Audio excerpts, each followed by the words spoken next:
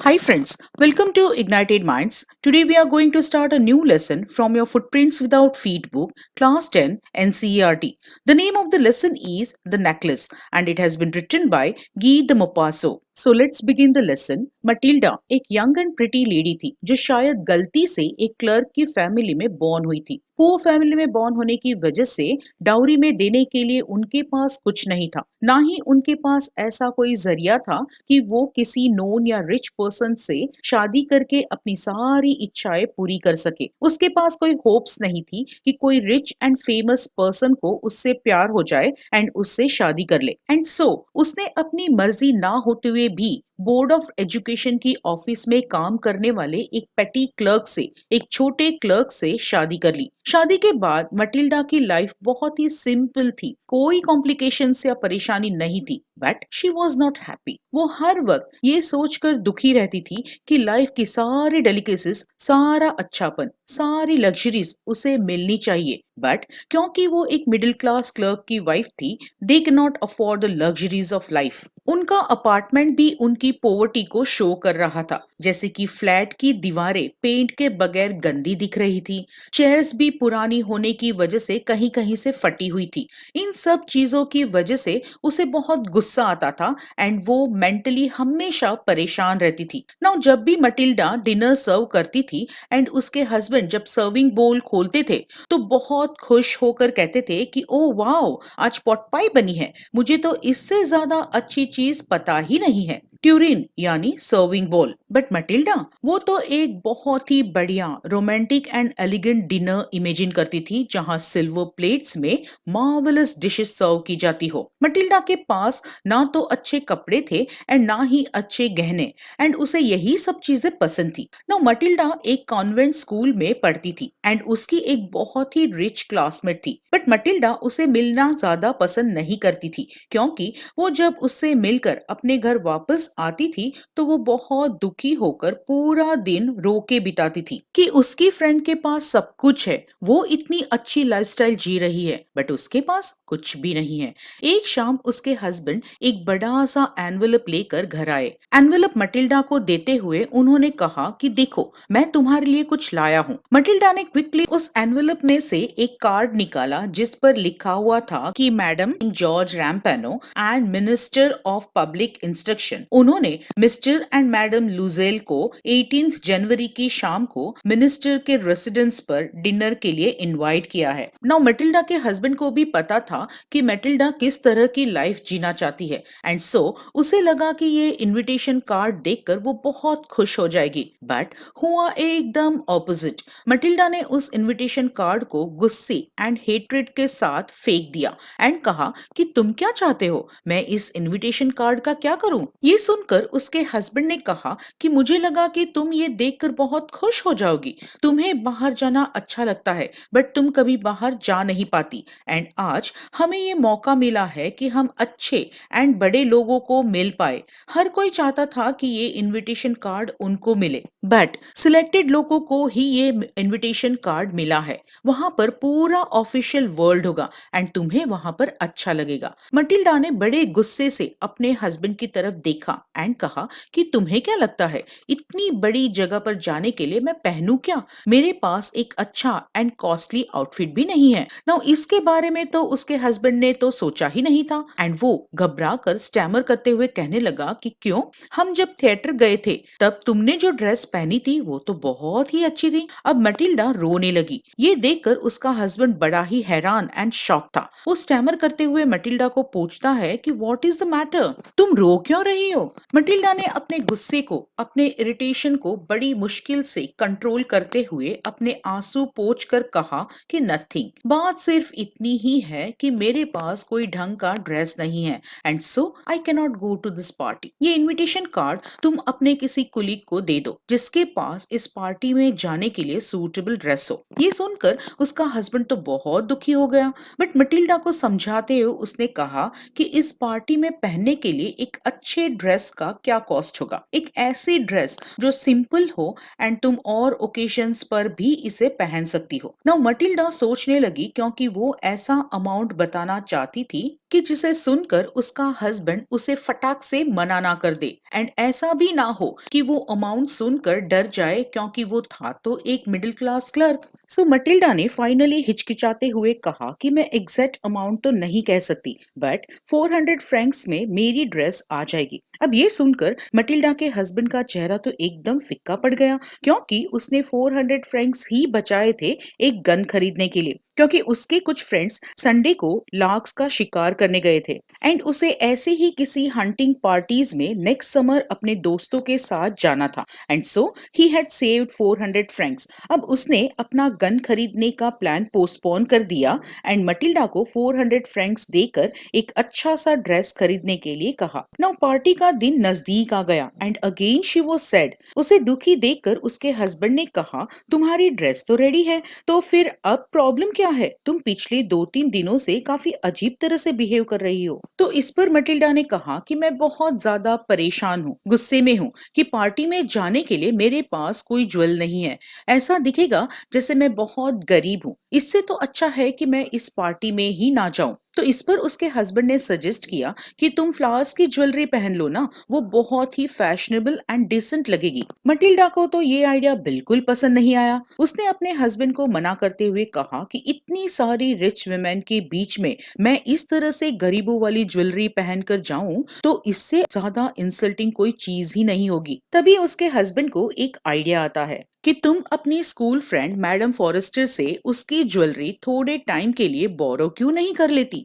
ये आइडिया तो मटिल्डा को भी बहुत पसंद आया। नेक्स्ट डे मटिल्डा ने अपने फ्रेंड के घर जाकर उसे अपना दुख बताया। उसकी फ्रेंड ने भी उसकी परेशानी समझते हुए अपने सारे ज्वेल केस उठाकर मटिल्डा के सामने रख दिए एंड कहा कि तुम्हें जो पसंद आए उसे चूज कर लो। इतने सारे गहने देखकर उसे लगा कि क्या लूं और क्या नहीं। सो पहले उसने कुछ ब्रेसलेट्स देखे, बाद में उसने कॉलर ऑफ पर्ल्स यानी गले में पहनने वाला हार देखा। देन उसने एक वेनेशियन स्टाइल का एक क्रॉस देखा जो गोल्डन ज्वेल्स से बना हुआ था एंड जिसकी वर्कमैनशिप काफी अच्छी थी। मटिल्डा ने अलग अलग ज्वेल्स को पहनकर अपने आप को मिरर में देखा बट वो हिचकिचा रही थी। सब कुछ अच्छा लगने के बावजूद वो ना तो उसे ले पा रही थी एंड ना तो उसे छोड़ पा रही थी। बाद में उसने अपने फ्रेंड से पूछा कि इसके अलावा और कुछ नहीं है, तो उसकी फ्रेंड ने अपनी सारी ज्वेलरी बताकर कहा कि मुझे नहीं पता तुम्हें क्या अच्छा लगेगा, तुम अपने आप ही सब कुछ देख लो एंड जो भी अच्छा लगे उसे ले लो। अचानक मटिल्डा की नजर एक ब्लैक सैटिन के बॉक्स में पड़े एक ब्यूटीफुल डायमंड के नेकलेस पर पड़ी। उस बॉक्स में से हार को बाहर निकालते हुए उसके हाथ कांप रहे थे।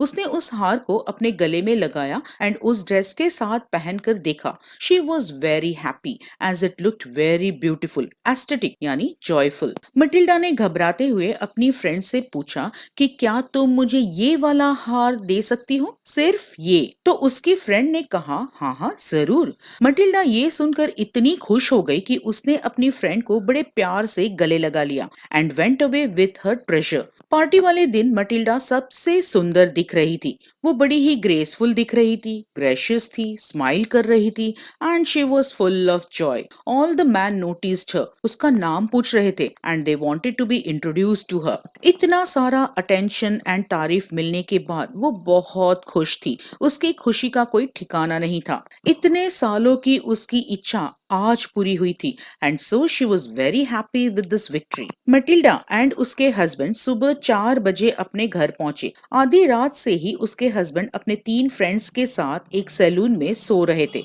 एंड उनकी wives they were enjoying the party. अब जब वे लोग घर जा रहे थे तो उसके हस्बैंड ने मटिल्डा को ठंड ना लगे इसीलिए उसके शोल्डर पर एक चीप सा रैप डाल दिया। मटिल्डा के ब्यूटीफुल बॉल कॉस्ट्यूम के साथ वो चीप सा कपड़ा मैच नहीं कर रहा था।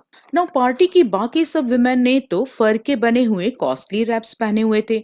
जैसे ही मटिल्डा के हस्बैंड ने उसके ऊपर वो सस्ता सा रैप डाला, she hurried away from there so that nobody could notice her in that cheap wrap. Now madam Loisel के हस्बैंड ने उसे रोकते हुए कहा कि wait, I will call a cab. Mathilde ने अपने हस्बैंड की बात नहीं सुनी। वो फटाफट सीढ़ियां उतरकर नीचे चली गई। जब वे स्ट्रीट पर पहुंचे तो वहां पर कोई भी कैरेज नहीं थी। If they saw any carriage at a distance, they started hailing for one as they wanted to reach home. सुबह के 4 बजे थे एंड सो इतने अर्ली मॉर्निंग कोई कैरेज मिलने की आशा नहीं थी। वे लोग शिवर करते करते रिवर की तरफ चलने लगे। फाइनली उन्हें एक पुरानी कैरेज दिखी जो रात के समय पेरिस में दिखती है। नाउ ये कैरेज उन्हें उनके अपार्टमेंट के गेट तक लेकर गया। अपार्टमेंट में जाने तक तो वे दोनों थक चुके थे। मटिल्डा के हस्बैंड को याद था कि उसे अगले दिन सुबह 10 बजे ऑफिस भी पहुंचना है, बट मटिल्डा अभी भी अपने सपनों की दुनिया में थी। सोने जाने से पहले उसे लगा कि आखिरी बार अपने आप को मिरर में देख ले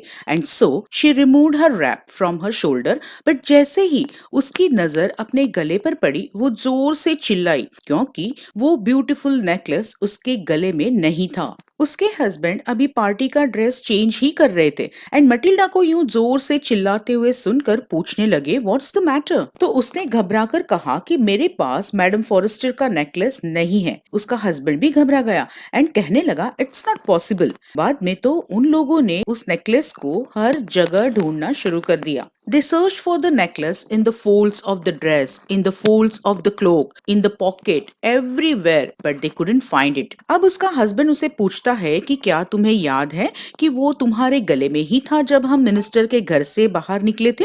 तो मटिल्डा ने जवाब दिया कि हाँ, मैंने उसे फील किया था, वो मेरे पास ही था। तो उसके हस्बैंड ने कहा कि अगर वो नेकलेस स्ट्रीट में गिरा होता तो हमें उसके गिरने की आवाज सुनाई देती, विच मीन्स कि वो कैब में ही गिरा होगा। सो दोनों एक दूसरे को पूछते हैं कि अगर ऐसा है तो क्या तुम्हारे पास कैब का नंबर है? बट दोनों के पास नंबर तो था नहीं। अब दोनों एक दूसरे की तरफ दुखी होकर देखते हैं। फाइनली लुजेल ने डिसाइड किया कि वो वापस उस ट्रैक पर जाएगा जहां तक वे लोग पैदल चलकर आए थे। ऐसा कहकर ही dressed himself again and went. अब मटिल्डा पूरी रात एंजॉय करने के बाद थक तो बहुत चुकी थी, बट उसमें इतनी हिम्मत नहीं थी कि वो अपने उस ब्यूटीफुल इवनिंग गाउन को चेंज करके आराम से सो जाए। सुबह 7 बजे के करीब उसका हस्बैंड वापस लौट कर आया। He had found nothing. उस नेकलेस को ढूंढने के लिए उन लोगों ने क्या क्या किया, तो उन्होंने पुलिस में कंप्लेंट लिखवाई, कैब ऑफिस में जाकर इंक्वायरी की कि कहीं किसी कैब ड्राइवर ने कैब ऑफिस में नेकलेस डिपॉजिट तो नहीं करवाया। साथ ही साथ उन्होंने न्यूज़पेपर में भी एडवर्टाइजमेंट दे दी कि जो भी इस खोए हुए नेकलेस को ढूंढ कर देगा उसे इनाम दिया जाएगा। इस शॉकिंग डिजास्टर के बाद मटिल्डा पूरा दिन परेशान और दुखी थी। बिविल्डरमेंट यानी कंफ्यूजन। शाम को जब लुजेल घर आया तो उसका चेहरा एकदम फिक्का पड़ गया था क्योंकि उसे नेकलेस के बारे में कुछ भी पता नहीं चला था। अब नेकलेस ढूंढने के लिए टाइम तो चाहिए। सो लुजेल ने मटिल्डा को कहा कि तुम अपनी फ्रेंड को लिख दो कि नेकलेस का लॉक टूट गया है एंड तुम उसे रिपेयर करा के वापस दोगी। ऐसा कहने से हमें नेकलेस ढूंढने के लिए टाइम भी मिल जाएगा। Matilda wrote as her husband had told her. अब एक हफ्ता बीत चुका था। उन्होंने उस नेकलेस मिलने की सारी आशाएं छोड़ दी थी एंड सो लुजेल जो मटिल्डा से 5 साल बड़े थे, उन्होंने अनाउंस किया कि we have to replace this necklace. So वे लोग पैलेस रॉयल गए। वहां उन्हें एक सर्कुलर शेप का डायमंड का नेकलेस मिला जो खोए हुए नेकलेस से मैच करता था। ये डायमंड का नेकलेस 40,000 फ्रैंक्स का था। नाउ लुजेल के पास 18,000 फ्रैंक्स थे जो उसके फादर उसके लिए छोड़ कर गए थे। अब बाकी के 18,000 फ्रैंक्स उसने बोरो किए। उसने लोगों से रुइनस प्रॉमिसेस किए, यूजरस यानी मनी लैंडर से पैसे लिए। इन शॉर्ट उसने अपना सब कुछ बेचकर, पैसे उधार लेकर, बुरी तरह से कर्ज में डूबकर फाइनली 36,000 फ्रैंक्स इकट्ठे करके ही went to the shop and purchase the necklace. अब मटिल्डा जब मैडम फॉरेस्टर के पास उसका नेकलेस रिटर्न करने गई तो उसने मटिल्डा को बड़े ही रूड वे में कहा कि तुम्हें इस हार को मुझे जल्दी ही रिटर्न करना चाहिए था क्योंकि हो सकता है I might have needed them. जब मैडम लुजेल ने वो ज्वेल बॉक्स मैडम फॉरेस्टियर को दिया तो उसे डर लग रहा था कि जब वो देखेगी कि ये वो ओरिजिनल नेकलेस नहीं है तो वो क्या कहेगी, क्या वो उसे एक चोर समझेगी। But madam Forestier did not open the jewel box and madam Loisel was happy for that. अब मटिल्डा की लाइफ तो एकदम हॉरिबल हो गई थी। अब उसके लिए अपनी जरूरतें पूरी करना भी मुश्किल हो रहा था, पर क्या करे, गलती तो उसकी ही थी। सो उसने बड़ी ही हिम्मत से एक हीरो की तरह इन इन मुश्किलों का सामना किया। वे लोग कर्ज में डूब चुके थे, ये डेब्ट तो क्लियर करना ही था। सो मैडम लुजेल ने अपनी मेड हटा दी, उन्होंने अपना घर भी छोड़ दिया एंड एटिक में यानी घर की छत में रेंट पर रहने लगे। पहले मैडम लुजेल को एक लग्जरियस लाइफ जीना पसंद था, उसे घर के काम करना बिल्कुल पसंद नहीं था, बट अब उसे घर के सारे काम करने पड़ते थे। उसे किचन का ओडियस यानी डर्टी काम करना पड़ता था, उसे जूठे बर्तन धोने पड़ते थे, उसे सारे गंदे कपड़े धोकर सुखाने भी पड़ते थे। रोज सुबह वो घर का रिफ्यूज यानी गार्बेज को नीचे स्ट्रीट पर रखने जाती थी, नीचे से पानी भरकर लाती थी एंड जब वो थक जाती थी तो स्टेयर्स की लैंडिंग के ऊपर रुक कर सांस लिया करती थी। सो अब उसकी लाइफ पूरी तरह से बदल गई थी। वो भी एक आम इंसान की तरह बैग लेकर ग्रोसर के यहाँ, बुच्चर के यहाँ, फ्रूटर्स के यहाँ जाती थी। पैसे उसके पास कम ही हुआ करते थे एंड सामान बहुत सारा लेना होता था। सो जब भी वो शॉपिंग करने जाती थी तो वो काफी बार्गेन किया करती थी, टू द लास्ट सो यानी to the lowest value. Madam Loisel की ही तरह उसके हस्बैंड भी काफी मेहनत किया करते थे। वो डबल शिफ्ट किया करते थे, दिन में अपना रेगुलर जॉब वाला काम, इवनिंग्स में किसी मर्चेंट के यहाँ उनका अकाउंट मैनेज करते थे एंड रात को वो कॉपिंग का काम करते थे। एक पेज कॉपी करने के वे 5 सोर्स लेते थे। इस तरह से इनकी कड़ी मेहनत वाली लाइफ 10 साल तक चली and at the end of 10 years उन्होंने अपना 18,000 फ्रैंक्स का कर्जा चुका दिया। कर्जा चुकाने के बाद अब उनकी लाइफ पहले के जैसी हो गई थी, विदाउट एनी बर्डन, टेंशन और डेब्ट। अब इन 10 सालों में मैडम लुजेल बहुत बदल चुकी थी। पहले वो प्रिटी दिख रही थी, बट अब वो काफी ओल्ड दिखती थी। पहले उसके काफी नखरे हुआ करते थे कि मेरे पास ये नहीं है, वो नहीं है वगैरह, बट अब लाइफ ने उसे इतना बड़ा झटका दिया कि वो सब परेशानियां एंड मुश्किलों का सामना करते करते काफी strong, hard and rough woman हो गई थी। अब वो एक गरीब घर की औरत बन गई थी। उसके बाल ठीक से बने हुए नहीं रहते थे, हर स्कर्ट्स ऑरी यानी गंदा रहता था, काम कर कर के हाथ लाल हो गए थे, उसका एक प्रिटी वुमेन के जैसा सॉफ्ट टोन गायब हो चुका था and now she spoke in a loud tone and wash the floors with large buckets of water. कभी कभी जब उसका हस्बैंड ऑफिस में होता था एंड जब वो अपना सारा काम निपटा कर फ्री होती थी तो वो खिड़की के पास बैठकर अपने पुराने अच्छे दिनों को याद किया करती थी, एस्पेशली दैट इवनिंग पार्टी वाला दिन जब वो उस बॉल में बहुत ही खूबसूरत दिखती थी एंड जब सभी लोग उसकी तारीफ करते थे। वो सोचती है कि अगर उस दिन उसने वो कीमती नेकलेस गुमाया नहीं होता तो आज उसकी लाइफ एकदम डिफरेंट होती। लाइफ कितनी सिंगुलर है, यानी कोई भी एक इंसिडेंट तुम्हारी लाइफ को कितना बदल देता है। एक छोटी सी चीज, एक छोटी सी गलती की वजह से या तो तुम्हारी लाइफ रुइन हो जाती है,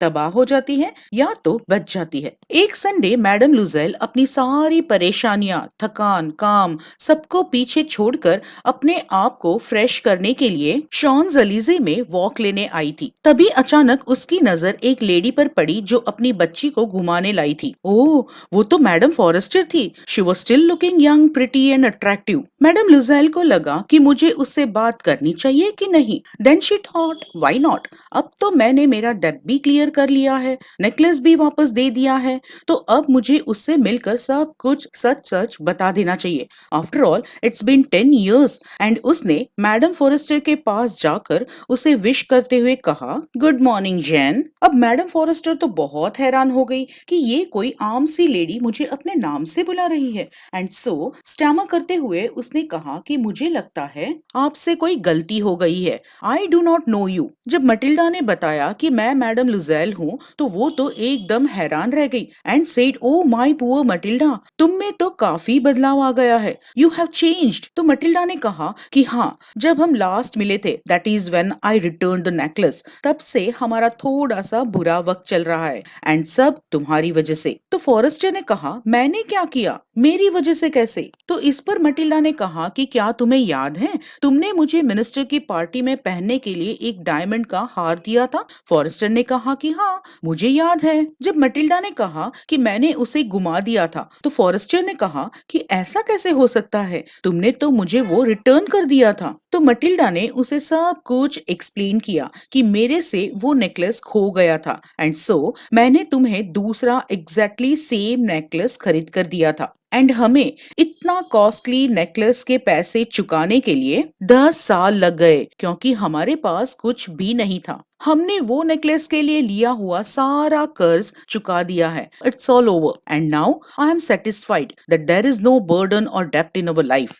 madam Forestier was shocked to hear this. She said कि तुमने मेरे नेकलेस के बदले मुझे एक डायमंड का नेकलेस दिया। तो मटिल्डा ने कहा कि तुम्हें पता नहीं चला क्योंकि दोनों नेकलेस दिखने में एक जैसे थे। नाउ मटिल्डा को ये बात मैडम फॉरेस्टर को बताते हुए बड़ी खुशी हो रही थी एंड एक सेटिस्फैक्टरी स्माइल उसके चेहरे पर दिख रही थी। ये बात सुनकर फॉरेस्टर वॉज टच्ड। उसने मटिल्डा के दोनों हाथ अपने हाथ में लेकर कहा, ओ मेरी प्यारी मटिल्डा, मेरा नेकलेस तो नकली था। उसकी कीमत 500 फ्रैंक से ज्यादा नहीं थी। With this we have come to an end of this topic. For more videos, like, share and subscribe my channel Ignited Minds.